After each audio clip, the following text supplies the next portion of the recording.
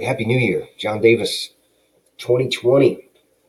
I wish I could say it was my first video that I'm doing. It's like 20 to 9 here in St. Louis, but I've already done a few just for the educational purposes and what have you, and some agents that are looking for help.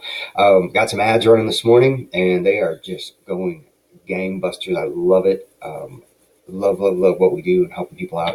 And I wanted to share something about how I kind of self-split test my ads in the actual campaigns, and I'm not using like Facebook split testing or options or any type of split testing like in ClickFunnels or the other platforms that I use.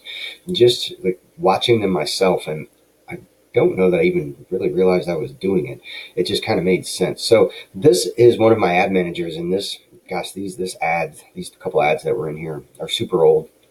There's not really a lot of data about what I'm talking about, but I can explain it. So if you're in your ad manager and you check on a campaign and you check on, you want to check out your ad set, this one only has one. And this was something I'd done a long time ago, just messing around with getting cheap page likes for one of our Facebook pages. It was actually for a client. This happened to be a real estate agency that we were messing around with and trying to help out. Since then, I've 100% focused on the insurance niche. But if you come into the ad set, in this case, there's only one. So there's only one ad, right?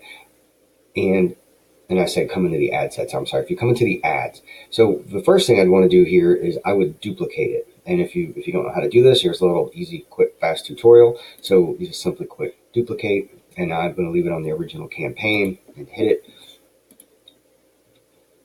I'm not sure how this is going to work or not because I haven't used it in so long. So it's going to go ahead. If I was going to move ahead with this, which I'm not, it's just giving me some errors here, and I really don't know why, and I don't care because I don't use this ad manager.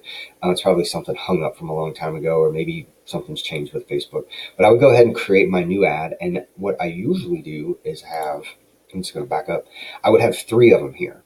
So I might have this, I'll have the same ad copy, like the same headline, the same context. Like in my case, most of the time I'm using Facebook lead forms and trying to create leads for my customers. So I would have 3 ads here. So all I would do after I made my the one that I just said duplicate, and I would simply just change the picture. That's all I do. I go to the picture and I click edit and I select another picture, and then I would do it again. And I usually have 3 when I start out. And it's primarily just 3 different pictures with everything else being the same. Now, I'm not talking about getting cheap page likes and stuff for somebody's business or business page on Facebook.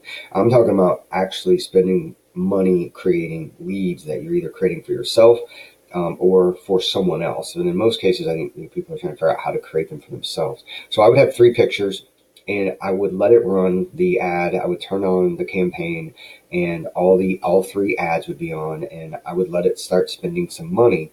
And maybe my daily ad spends at like $300 or $500, or maybe it's $3,000. It just depends on what I'm trying to accomplish for this specific client. And after it would spend some money, I would come in here and I would look at my pictures.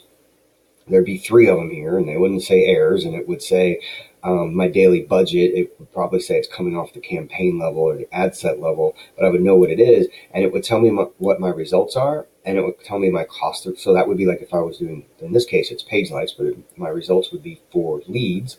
It would tell me how many I got and how much each one cost. So if this first one had made, say, 10 leads and they were $10 a piece, and the second one had only made 1 and it was $10 a piece or $20 a piece, sometimes the third one makes none or whatever it is, I would turn off 1 or maybe 2 of them.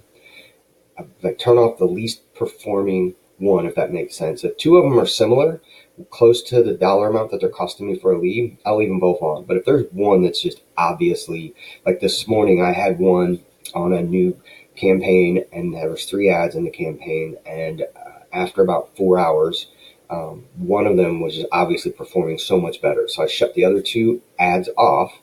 And then what it does is it pushes all the money inside the campaign that you have for the daily ad spend is just focused on the one that's working really well. And Facebook gets smarter and smarter as it goes. So that's just a quick tip. I hope it's quick. I'm kind of rambling on. So inside your ads, inside your campaign, and then select your ad set.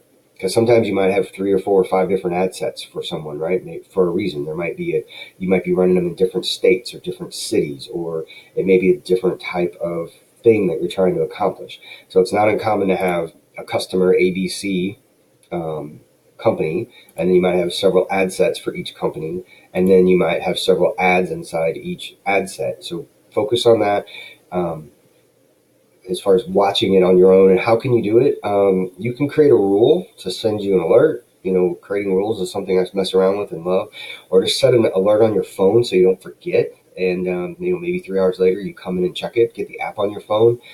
That's another great way to check on things. The app's limited, but it will let you look at the individual ads and see which one is performing the best and let you shut them on and off. I like to do it from my desktop or my laptop or whatever because I can see more data.